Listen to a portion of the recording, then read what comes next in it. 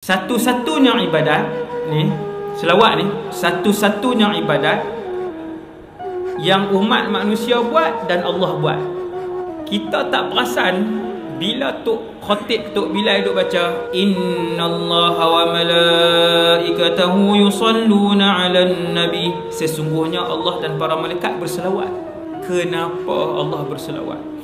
Wahai orang beriman, berselawatlah kepada nabiku dan bersalamlah kepada nabi, bukan salam tangan.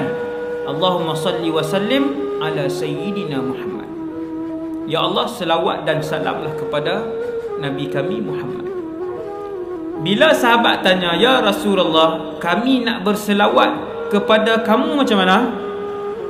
Nabi ajak nak berselawat, sebut Allahumma salli ala Muhammad, ya Allah berselawatlah ke atas Muhammad.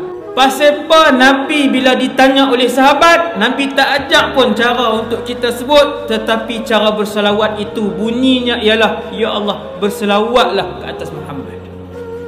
Jawapan daripada para ulama, kerana tingginya selawat.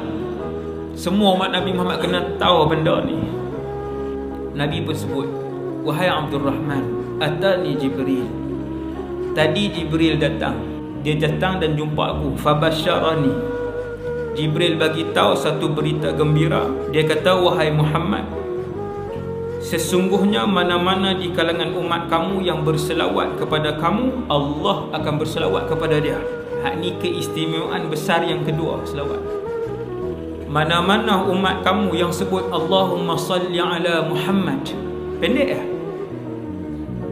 Tak boleh malah, lepas ni tak ada alasan. Mana-mana umat kamu yang selawat kepada kamu sekali, Allah selawat kepada orang tu.